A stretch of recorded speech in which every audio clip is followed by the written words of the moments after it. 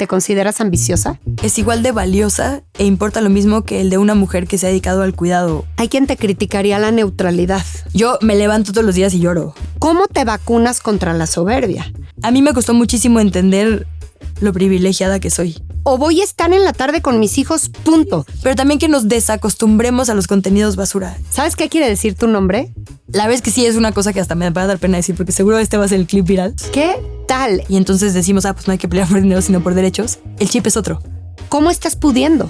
Eso es muy difícil de discutir en la arena pública. Guerrera y leona, wow. No puedes salir a decir algo antiderechos con la bandera de libertad de expresión. Esta semana, en Buena Banda, Luisa Cantú Ríos, directora de noticieros en Canal 11. Ha hecho radio, tele y prensa escrita. Ha sido moderadora de un debate presidencial. Tiene claro que le atraen los reflectores, pero prefiere la luz que se reparte. No se quita de la boca la necesidad de construir paz. Desde su nuevo despacho, donde es la mayor autoridad editorial, puede servir a México, y eso le prende en serio. Hoy es la directora de noticias en un canal que es institución.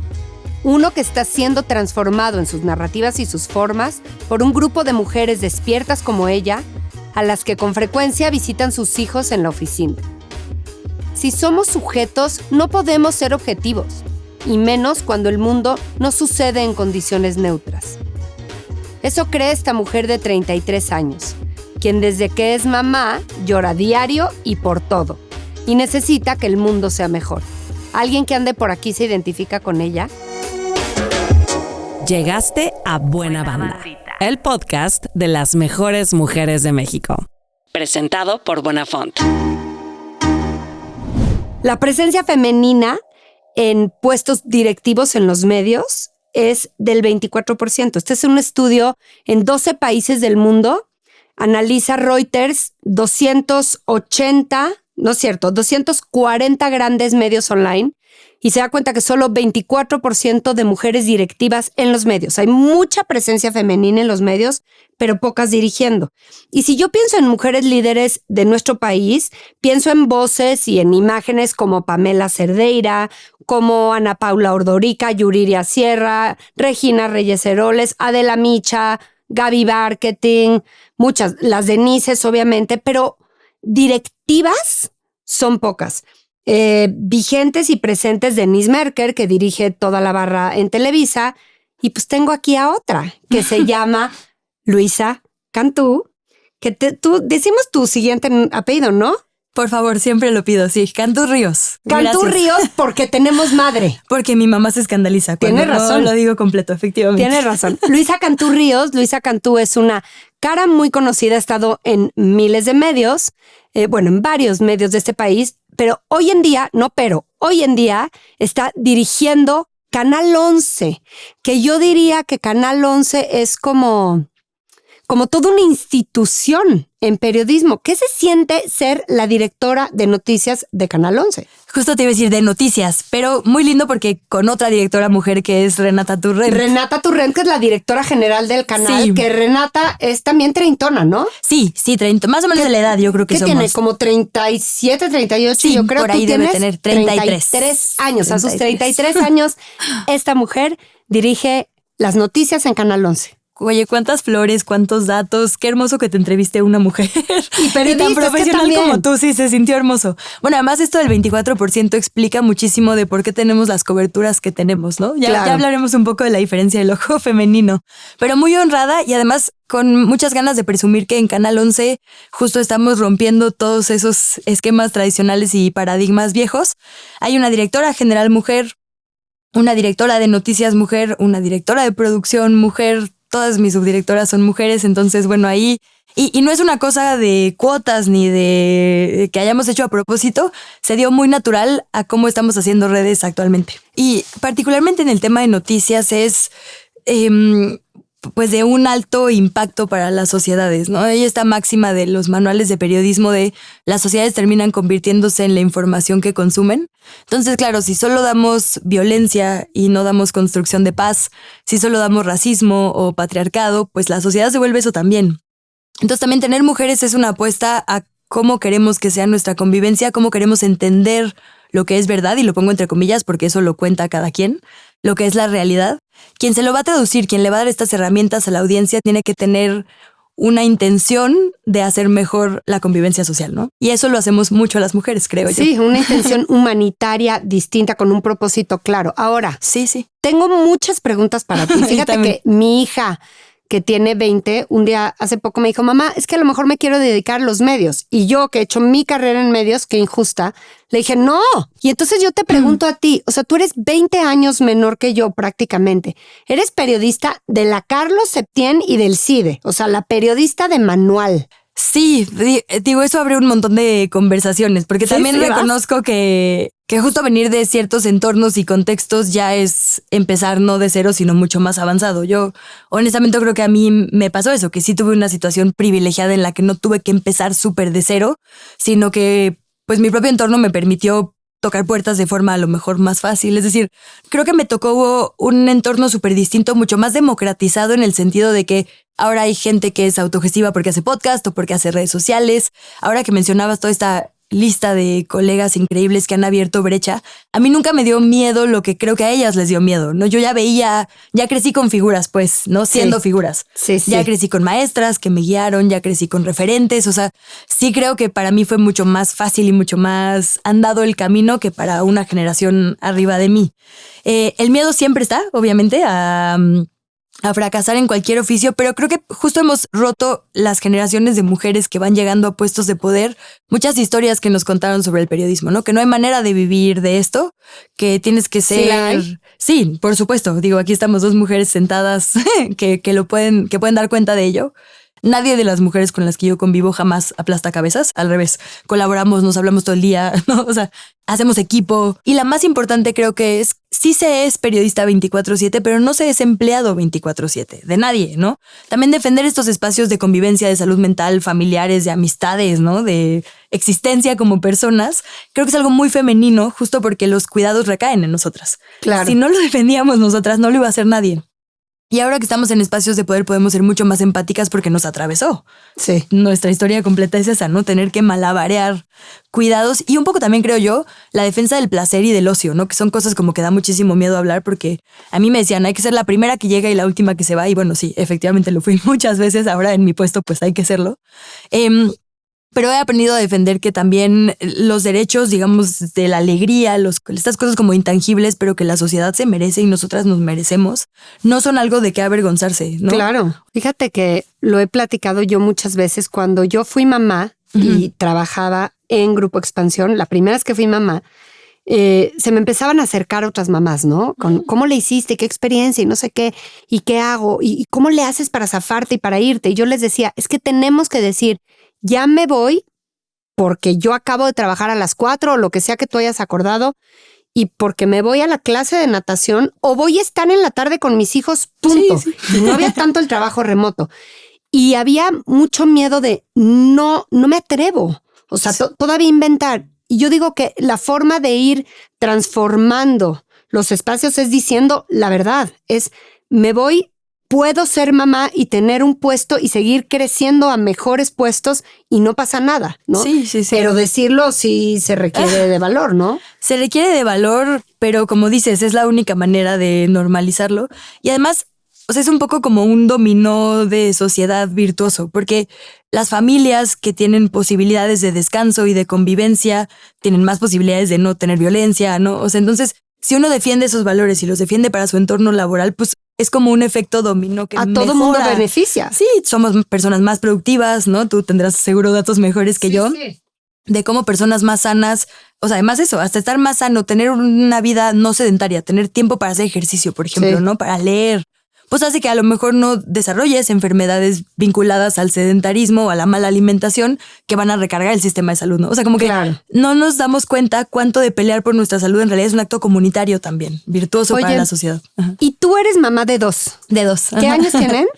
4 el grande y 1 la bebé. O sea, chiquita. ¿Bebés? Bebés, sí, bebés. ¿Y cómo estás integrando? Porque ve, otras cosas que platicamos mucho acá es, sabemos que el momento en que vienen las oportunidades de crecimiento a los puestos ya de liderazgo y poder para las mujeres, coincide muchas veces por edad con el tiempo de maternar. Totalmente, sí. Tú crece y crece porque cada vez te haces más exitosa o tienes responsabilidades más importantes al tiempo que fuiste mamá y sí no estás renunciando.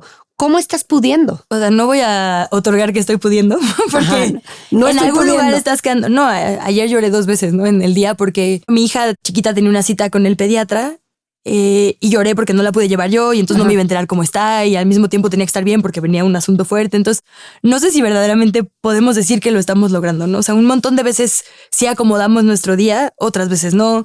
Una hace su mayor esfuerzo dentro del margen que le permite o que pugnamos por tener en nuestro propio entorno, ¿no? Pero creo que también, o sea, hablar de que no lo estamos logrando y que todavía hay mucho camino por recorrer es importante.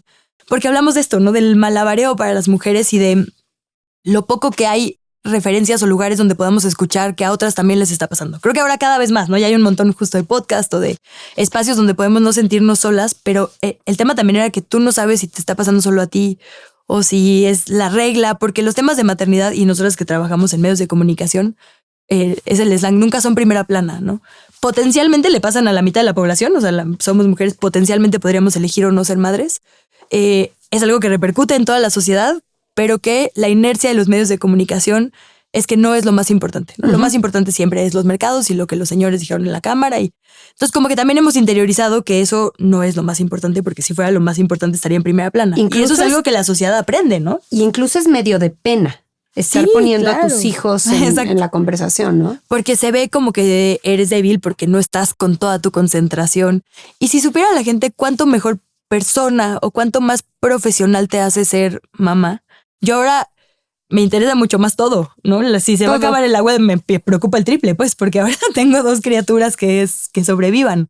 O ahora los temas de la guerra me atraviesan de una forma que antes no me atravesaba. O sea, necesito que se resuelva personalmente, ¿sabes? Como que todas las coberturas ahora son políticas y personales porque ahora mi cabeza funciona distinto. Porque es el escenario donde van a vivir tus hijos. Claro, y la furia que eso te da, pues el como combustible que eso significa también para una carrera tan preciosa como es el periodismo, es algo que no cuenta como productividad o como, ¿no? Plus, y lo es, de verdad. Y lo es. Que lo es, sí. También ha sido acomodar pues toda esa parte personal y bueno, no es fácil para nadie acomodar una vida alrededor de nosotras teniendo este tipo de trabajos, ¿no? Ok, ahora cuéntame las diferencias entre medios. Has estado en varias casas editoriales, por decir así, con distintas líneas. Centrémonos en la última, porque tu cara la veíamos por toda la ciudad anunciando Radio Chilango hasta hace poco, que creo que fue un gran fichaje ahí de Chilango llevarlas a ustedes para ese espacio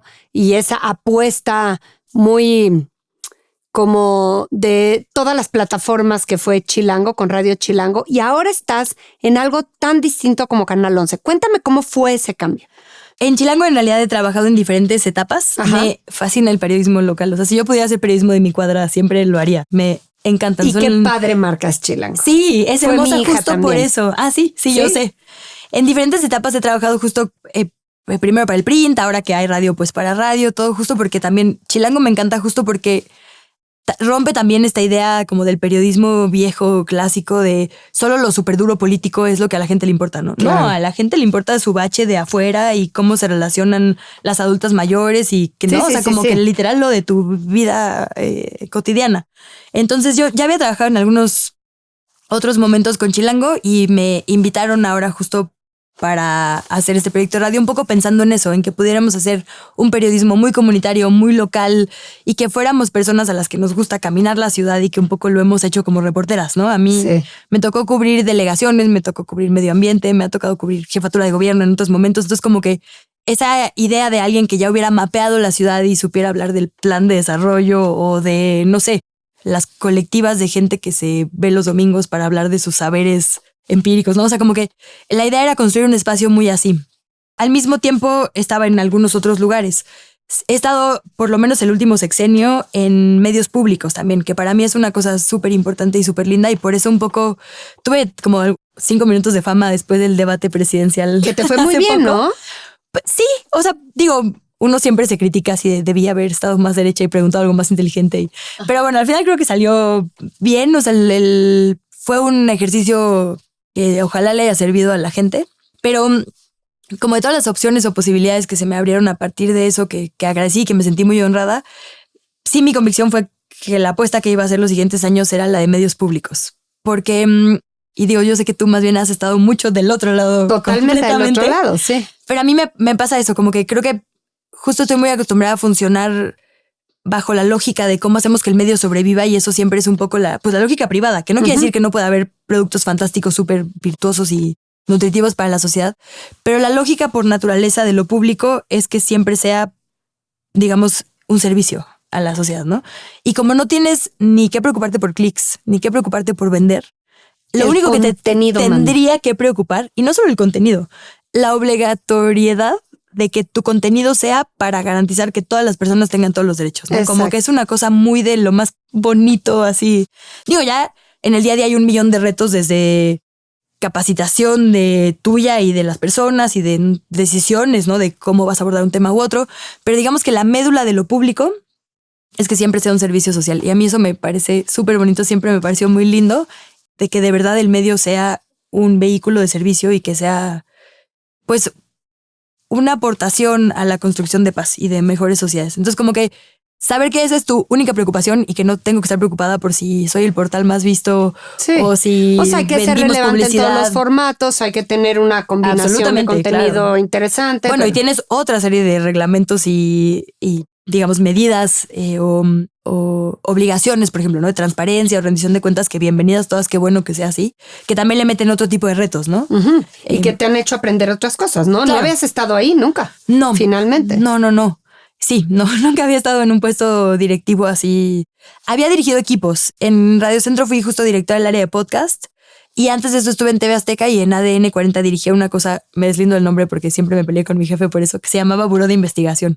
Y eran como notas construidas a partir del cruce de bases de datos. Entonces ya había como dirigido equipos, pero nunca una cosa de este tamaño, y sobre todo esta responsabilidad, porque lo público también tiene esto, que es una responsabilidad gigante, porque literalmente, o sea, por obligación, pero por moral también te debes literal a toda la sociedad. Entonces todo el mundo te puede reclamar o pedir cuentas, y así debe ser. Entonces hay que estar a la altura, ¿no? Oye, a ver, dirigir en Canal 11 es dirigir en el canal que hizo nacer Primer Plano, por ejemplo, que era la primera mesa, al primero que se le ocurrió que una serie de intelectuales y periodistas discutieran en torno a una mesa. Hoy es un formato, bueno, absolutamente replicado en todos los demás canales, incluso es un gran formato para podcast. Eso lo empezamos a ver en el 11. Es la casa de Cristina Pacheco, ¿no? Que era, ¿qué tal era? Cristina Pacheco es como una gran voz femenina del periodismo, de la investigación. De cercanía, es así, sí. Sí, hermoso. Total. Sientes ahora te toca a ti construir la siguiente parte de ese legado. ¿Cómo lo ves? ¿Qué quisieras ponerte como medalla en esta etapa que te toca dirigir del 11 Noticias? Pues sí, es una responsabilidad gigante, intimida muchísimo. Y además no solo eso, también fue un medio que como jóvenes nos entretuvo, como infancias nos formó, ¿no? Bueno. Pingu y todo esto, el bisbirige. ¿no? El bisbirige, claro. No, la gente se golpea, o sea, hoy pelean por las credenciales de reportero bisbirige que estamos dando otra vez. Sí, es una cosa como que justo nos recuerda un montón a momentos felices, ¿no? Qué bueno que haya una tele pública tan fuerte, la verdad no es necesariamente la regla en otras naciones, ¿no? Y creo que uno de los también grandes cambios, el lema del 11 es prestigio informativo. Es cómo lo mantienes, pero también te transformas para estar acorde a las demandas actuales de la sociedad. Hay una frase súper bonita que ahora la directora puso también como otro logo o lema que nos acompaña, que es: no somos televisión para el pueblo, somos el pueblo haciendo televisión.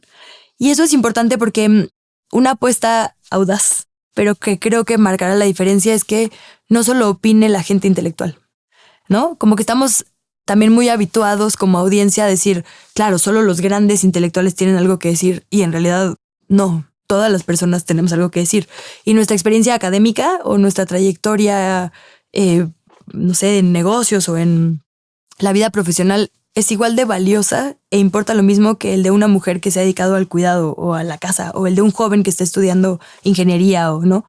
Entonces, creo que democratizar que todos los saberes pueden aportar y que todas las experiencias de vida tienen el mismo derecho a tener pantalla, es audaz porque, claro, estamos acostumbrados a que, oye, ¿por qué me está opinando esa persona? Necesito saber cuántos doctorados tiene, ¿no? Pero en realidad un poco también es cambiar el valor de las personas desde lo productivo o su situación, digamos, de contexto y de privilegio, a que tu valor es por ser persona y por ser integrante de esta sociedad y por haber nacido en México y porque tus propias vivencias también significan conocimiento, ¿no?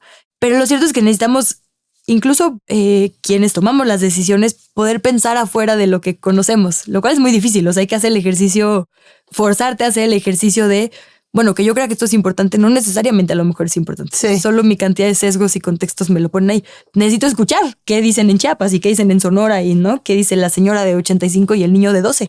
Porque también estamos acostumbrados a excluir lo que no es la edad productiva, ¿no? Como que, claro, la gente que tiene algo que decir es quien está ahorita entre 30 y 60 porque son quienes son productivos. Y la verdad es que las infancias tienen mucho que decir o las personas mayores muchísimo que decir, ¿no?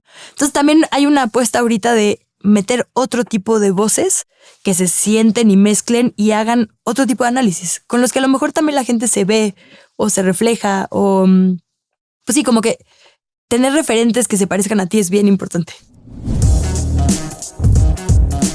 Empezar mi día a las 5:20 de la mañana, 2 litros al día. Hacer mi ejercicio y meditación diarios, 2 litros al día. Ir a la oficina y a 1000 reuniones, hacer un podcast, 2 litros al día. Chambear horas interminables y encima atender una casa con 3 hijos, 2 litros al día. Para lograr todo esto tomo agua. Yo desde que empecé a hidratarme con disciplina me siento súper bien. Me ha dejado de doler la cabeza, estoy revitalizada. Los electrolitos y los minerales de Bonafont sí me revitalizan. Tomen 2 litros al día. Bonafont es naturalmente poderosa. Dijiste tomar decisiones. ¿Tienes en un contexto de televisión pública libertad para decidir? Como patrona que eres ahora. Con muchos, o sea, sí, pero también reconozco que hay acotaciones importantes. Por ejemplo, en muchos medios de comunicación donde yo he estado, se debate mucho los límites de la libertad de expresión. ¿Podemos salir a decir lo que queramos solo porque lo queremos? Yo pienso que el Canal 11 tiene esa responsabilidad extra, que es, yo no puedo permitir discurso de odio. Yo no puedo permitir nada que se parezca a la discriminación o al racismo o al clasismo que en un montón de medios vemos, la verdad. Yo tengo que filtrar 3 veces más que cualquier persona mis notas, mis entrevistas, mis mesas de análisis, porque yo no me puedo equivocar en esas cosas. Yo no puedo hacer nada que sea antiderechos. Entonces, para mucha gente, a lo mejor decir una cosa sería libertad de expresión. Para mí no. Nada fuera de la ley. No es que no tenga libertad, es que mi responsabilidad por ser pública es mucho más grande que la que tendría un medio privado. ¿Pero es como un autocontrol que tú te pones o viene del medio o de ambas? Creo que hay ambas cosas. Sí, hay obviamente códigos de ética, hay marcos regulatorios, ¿no? Que, a los que nos apegamos. O sea, en muchos lugares se entrevistan o exponen casos, por ejemplo, sin nada de perspectiva de género, ¿no? Porque les parecen ratingeros. Hay programas completos de violencia que son súper ratingeros, ¿no? Yo, apegándome a la ley que busca que las mujeres vivamos libres de violencia, jamás podría tener esos ángulos. Digo, es una convicción absoluta, pero también es una responsabilidad legal, ¿no? Entonces, ¿cómo cuento la misma historia desde un lado que no revictimice y que además construya paz, pero que busque justicia, pero que honre la denuncia que se está haciendo, no que sí se haga? Es decir, para nosotras y nosotros en Canal 11, sí todo tiene que ser mucho más pensado porque sí hay una responsabilidad extra, ¿no? Y digo, qué bueno que sea así. Hay quien te criticaría la neutralidad, porque cuando yo estudié periodismo hace 1000 millones de años, se dice, y la verdad es que solo se dice, que el periodismo tiene que ser neutral. Ay, ajá, el periodismo no es neutral. Yo lo que creo es, sí tenemos una obligación al balance, ¿no? A dar un poco de perspectiva siempre. No sé si la neutralidad, ¿tú qué piensas de eso? Sí, no se puede ser objetivo siendo sujeto, ¿no? Yo estoy absolutamente de acuerdo. No se puede ser objetivo siendo sujeto. Sí, o sea, sí, eres subjetivo. Y además, quien se sienta libre de su propio contexto y sus propios sesgos, pues tiene que hacer un análisis real, porque no todos crecimos en algún lugar, somos hijas e hijos de algún lugar, crecimos en una colonia, todo nos formó y todo impacta en la manera en la que percibimos y somos, ¿no? Entonces, más bien lo honesto sería decir, pues yo tengo esta serie de contextos y sesgos, ¿cómo con esto soy responsable, no? Yo tampoco creo en la neutralidad, porque además, y esto es muy problemático y lo digo absolutamente a título personal, que yo lo piense en lo individual no significa que se refleje en la pantalla, pero sí es una convicción. El mundo no sucede en condiciones neutrales, ¿no? Entonces, 100%. Fingir que podemos ser neutrales siempre favorece a quien está oprimiendo. Es hasta injusto a lo que tendría que ser el periodismo de verdad, que es el de denuncia ante el abuso de poder. Sí. Me parece poderlo señalar abiertamente mientras se documente, no se falta la ética, por supuesto. Y también elegir nuestro tipo de coberturas, ¿no?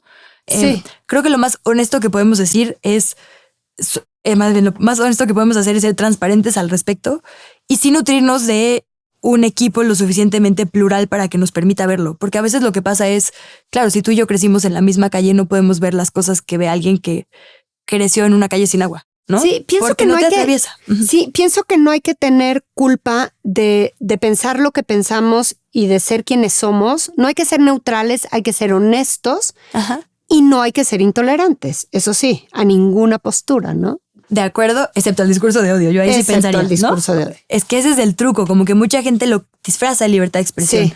Y no, si no puedes salir a decir algo antiderechos con la bandera de libertad de expresión. 100%. Pues, y eso no significa que te estés censurando a ti. Estoy censurando ese discurso. También creo que eso es importante. A veces en los medios es complicado para nosotras o para nosotros, ¿no? Pero si yo sé que hay una diputada que abiertamente piensa que hay un sector que no puede tener derechos, ¿la voy a entrevistar? Mi postura es que no. La voy a entrevistar sobre su voto sobre agua, por supuesto, porque no es que ella esté cancelada como persona. Es que yo no puedo replicar una postura que está pugnando porque alguien tenga menos derechos. Eso es muy difícil de discutir en la arena pública. Tenemos un consejo y un equipo de personas profesionales que discutimos todo el tiempo estos temas. Nutrido, tengo de hecho una subdirección que se dedica, sí, la editorial, a los manuales, a las mejores prácticas. No sabemos qué hacer con este tema, búscate qué está haciendo el resto del mundo. ¿Qué dicen los demás canales públicos? ¿Qué dicen las instituciones que se dedican a esto? ¿No? ¿Tienes una duda sobre algún tipo de cobertura? Ya hay una institución que hizo un manual, ¿no? O sea, como que tampoco hay que partir de inventar el hilo negro todo el tiempo. Sí hay que ser súper responsable y saber en qué sustentamos nuestras decisiones, pensar en cómo construimos paz. Pero sí es muy complicado. O sea, sí creo que es una discusión. Honestamente, eso es lo complejo del periodismo, que no son ciencias exactas, ¿no? Es una discusión que hay que tener contigo misma todos los días, con tu equipo de profesionales y con las audiencias, porque también hay cosas súper valiosas que rescatar. Sí. Has dicho varias veces el tema de la construcción de paz. Ah, sí. ¿Lo traes grabado? Bueno, ¿lo crees? Yo me levanto todos los días y lloro. No sé si tú... Ay, ya, te amo, Luisa. Reviso las portadas internacionales. De verdad lloro, o sea, me duele. Bueno, y reviso muchas veces la situación de nuestro país y veo un montón de cosas que faltan por resolver, ¿no? ¿Qué estamos haciendo aquí si no es sumar a eso? Entonces, para mí sí es una bandera y un tema súper personal. Y ahora que tengo hijos, además, necesito que el mundo sea mejor para ellos. No hay más. O sea, ¿cómo lloramos las mamás, verdad? Ay, sí. Es que lloramos, digo, y también qué bueno que lo digamos abiertamente, porque, o sea, llorar un poco también es como el síntoma, ¿no? De todo lo que te está pasando, que en realidad es acción política. Te está pasando algo adentro que te va a mover. Claramente el mundo necesita construir paz. Y lo más fácil, y es la apuesta de negocio de muchos espacios como las redes sociales, es crear falsos enemigos, ¿no? El problema son ellos. Y eso justo no genera paz. Hace falsos enemigos que distraen nuestra atención hacia el enojo social, se va hacia un sector y solo se construye más violencia, ¿no? Entonces, lo más, creo, complejo es al revés, es cómo no dejo que la guerra crezca en mi corazoncito, cómo no dejo que la violencia crezca en mí para no funcionar desde ahí. Y entonces hago que mi trabajo y mi esfuerzo y mi energía se dedique a lo mismo, ¿no? A no permitir que la violencia sea mi forma de interactuar y que ese mismo pensamiento sea lo que me rija en cómo voy a hacer una cobertura, ¿no?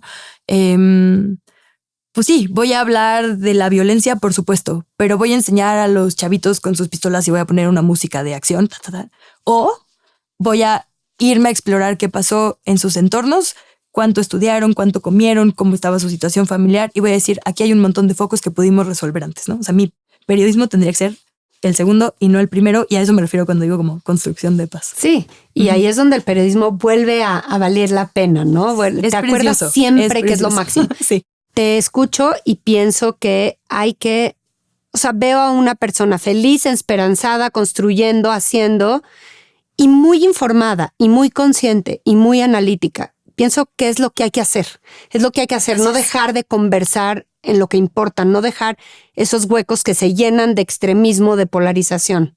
Ahora, ahí te va una pregunta más en el plano de lo personal. Uh-huh. ¿Cómo te vacunas contra la soberbia? Porque quienes estamos en esto Los periodistas son los sabiondos, son los informados y entonces empiezan a dar cátedra. ¿Has pensado que la soberbia puede ser una perdición a veces? ¿Lo has experimentado o no caes ahí? No, seguro. O sea, creo que no puedo responder objetivamente si soy buena onda o no, pues, ¿no? Creo que evidentemente tengo un sesgo y espero no estar cayendo en eso. Y me pasó mucho cuando tuve a mi bebé, que todo el mundo me decía, ay, tu embarazo estuvo súper tranquilo. Y yo así, ¿cómo que tranquilo? Y luego me puse a ver cifras y sí, efectivamente mi embarazo había sido tranquilo. Pero no es porque yo fuera súper cool, es porque tuve acceso a todas las citas médicas posibles, comí perfecto 3 comidas al día, dormí en una cama caliente, tuve acceso al agua. Entonces como que un poco pasa lo mismo con la capacidad de ser analítico o inteligente, como se diría. O tener buenos accesos o lo que sea. Es mucho más fácil informarte cuando no te tienes que preocupar porque tus hijos coman, ¿no? Claro. Es mucho más fácil leer periódicos y te levantas después de dormir en una cama. O sea, como que ahora hemos ido avanzando y deconstruyendo muchas cosas, pero como que uno obvia su propio contexto. Y creo que revisar tu propio contexto, ya sea que lo admitas de privilegio o que no hayas sido nada privilegiado o privilegiado desde otra cosa que no sea lo económico, ayuda mucho como a hacerte más preguntas sobre ti misma, ¿no?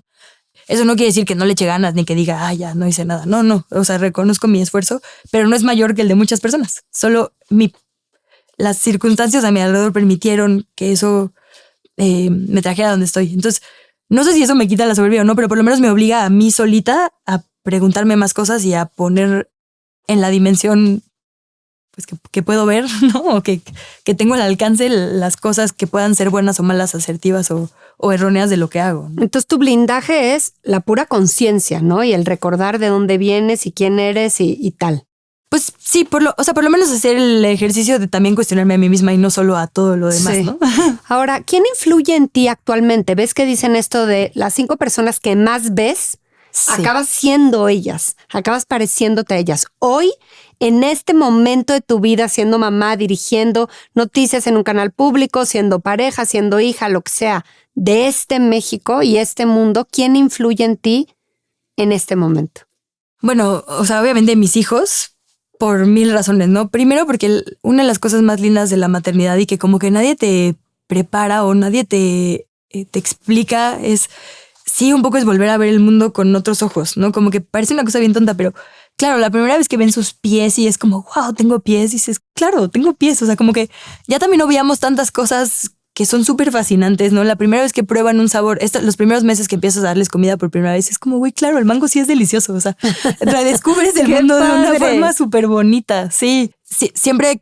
Y un poco el periodismo te hace eso, ¿no? Como que hay que ser racional y frío y estudiar muchísimo. De todo, y de tu propio cuerpo y la sabiduría que traes solo por literalmente ser una generación que tiene antecedentes, ¿no? Entonces, como que eso con mis hijos lo he podido ver mucho mejor, como el tema de lo fascinante que es solo ser animal y humano y, ¿no? Como estas generaciones ahí, ¿no? Intuitivo. Ahora le pongo mucho más atención a eso. Ajá. Dame un ejemplo de eso. En muchos momentos de pánico, o sea que yo estoy segura que en otro momento... quizás no de crianza me hubiera paniqueado, encuentro en mí templanza para actuar, ¿no? O sea, desde se cayó y está sangrando, o sea, cosas que a mí normalmente me daban terror, ajá, he encontrado instinto de protección, ¿no? O sea, como... Okay. Y puedes, y lo sacas adelante con esto, y curas. Y va a salir, claro, y sabes hacerlo, ¿no? Ahora sé encontrar en mí misma la fuerza, por lo menos, para echarme porras, ya no sé si ejecutándolo salga o no, pero sí decir, sí puedes, sí no vas a dejar que te domine el terror. Y mira, me pasa varias veces al día. La cosa animal o muy natural que es parir y maternar y lactar a un bebé, te da una sabiduría especial, ¿no? Bueno, mi mamá obviamente no lo puedo obviar. Mi papá, que es una figura que me tardé mucho en apreciar. Ok. Y un poco también como juventud rebelde y feminismo. Y como que me costó muchísimo. Y porque... Y más bien no sé si es que me influyan, pero puedo observar ahora distintas, ¿no? Mi papá tuvo una enfermedad muy dura y falleció hace no tanto. Y como que...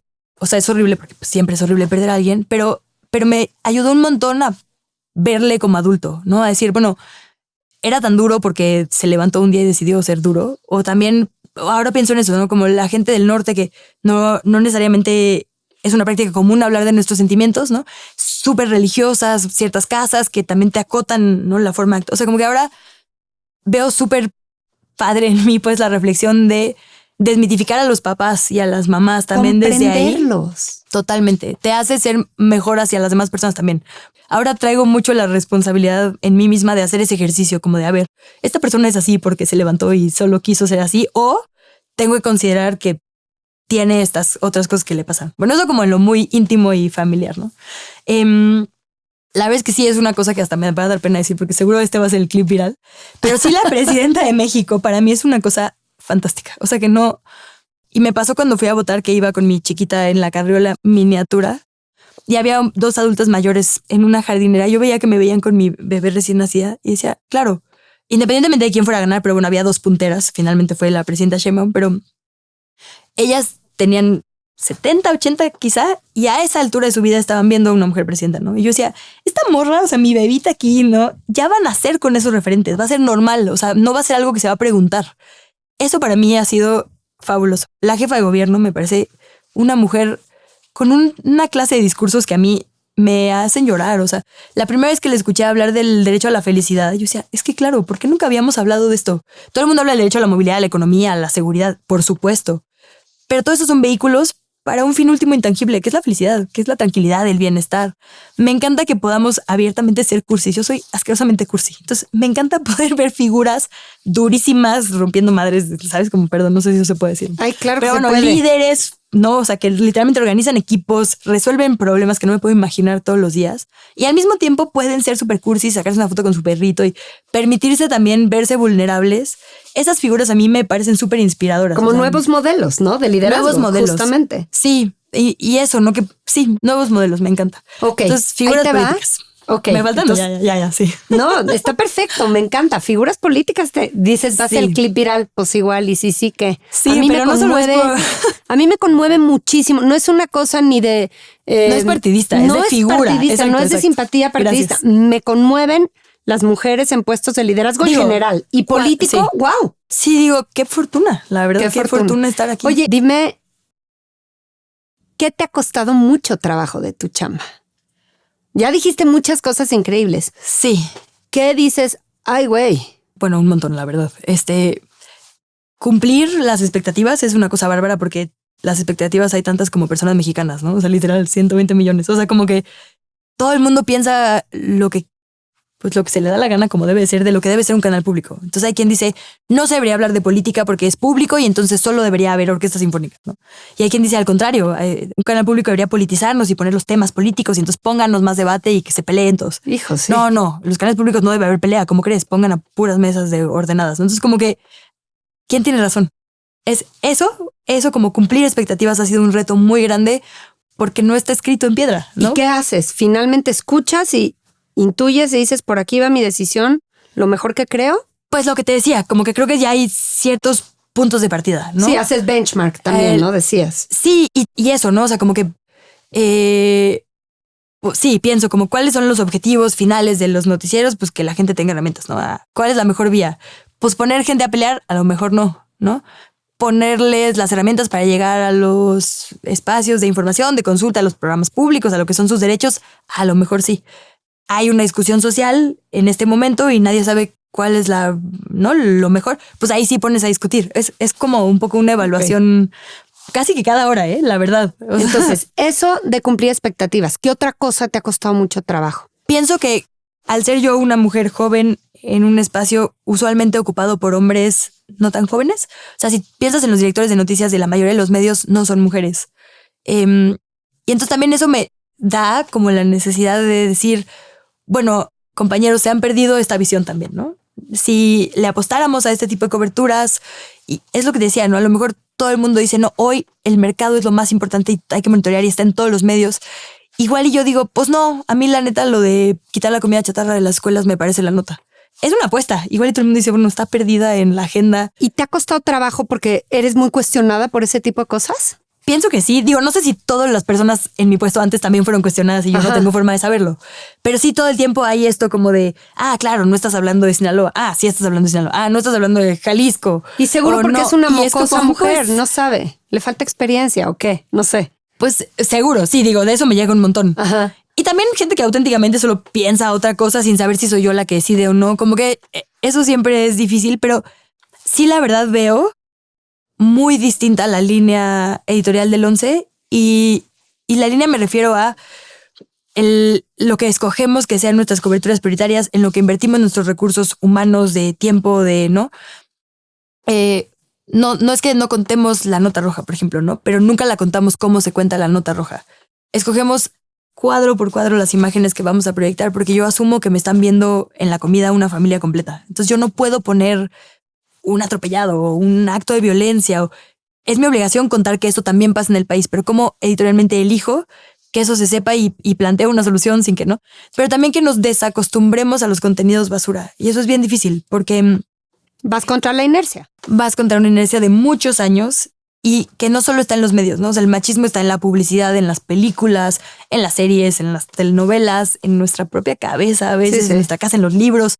Entonces, si yo te pongo un contenido que a lo mejor reta un poco eso, a veces a lo mejor genera rechazo, a veces me parece insignificante, a veces... Y yo lo veo hasta con mi propia reacción porque hay gente de todas las generaciones, ¿no? Como de, sí es muy importante que digamos diputadas y diputados. Sí. Y no es porque yo me levanté y tuve ganas, ¿no? Es porque si nombras, la ves. Y si la ves, te preocupa. Y si te preocupa, hay política pública, ¿no? Entonces, hay cosas que parecen chiquitas, pero todo importa. En periodismo todo importa. Si vas a decir, un grupo de mujeres encapuchadas vandalizó la rectoría, o si vas a decir, estudiantes se organizan para protestar contra una violación, ¿no? Es la misma nota, pero te la conté diferente. ¿Por qué? Porque la historia que tú recibas va a hacer que tu reacción es diferente. Claro. ¿Y yo qué quiero despertar en la sociedad? Entonces, como que ese equilibrio es una cosa así de concentración máxima. Quiero una reflexión final de tu parte, que yo la pienso mucho, que es la ambición y el dinero. Uh-huh. La ambición es tener dinero. Cuando se dice de alguien que tiene ambición, pensamos mucho, quiere ganar bien, quiere tener un estilo de vida X. Uh-huh. Quizá también es medio patriarcal esa postura, no lo sé. ¿Qué piensas de la ambición? ¿Te consideras ambiciosa? No me lo pregunto mucho. Ya te lo sembré. Así, sí. Pienso que sí, porque sí siento que tengo ambiciones de muchos tipos. Así tengo ganas de que cosas pasen, ¿no? Con un fin en general. Por supuesto que me preocupa un montón que mis hijos estén bien, ¿no? O sea, sí pienso que tengo ambiciones. No sé si eso me define como ambiciosa. Como que otra de las cosas por las que peleamos un montón ahora en la línea editorial es nadie es diabética, nadie es ¿no? O sea, nadie es una cosa. Somos personas con cosas, con ambiciones, con situaciones personales, con hijos, ¿no? Como que somos con muchas cosas. Una de esas cosas pienso que sí me pasan a mí. El dinero, la verdad, más bien es como una preocupación, más que un deseo. Más que una ambición. Siempre me preocupa porque un poco, desafortunadamente, funcionamos en una sociedad en la que eso es el vehículo a derechos. Pero también pienso que esa es otra conversación importante a abrir, ¿no? Como yo que justo estoy en una posición bien privilegiada en la que el dinero me permite tener tiempo libre y acceso a personas como tú, a reflexionar, ¿no? Tendría la mayor responsabilidad de poner las dudas sociales sobre si es lo mejor que estamos o que podríamos hacer. Porque quizás si quitamos de la ecuación el dinero y entonces pensamos, bueno, el dinero me gusta porque me da derechos y entonces decimos, pues no hay que pelear por dinero sino por derechos, el chip es otro. Entonces creo que lo llevaría por ahí. Como una ambición final. Por derechos, me gusta muchísimo. Pues le voy a dar vueltas. ¿Sabes qué quiere decir tu nombre? No. ¿No debería, sabes? No. Guerrera. Me lo voy a llevar como cumplido, ya me dirás tú. Y además soy Leo.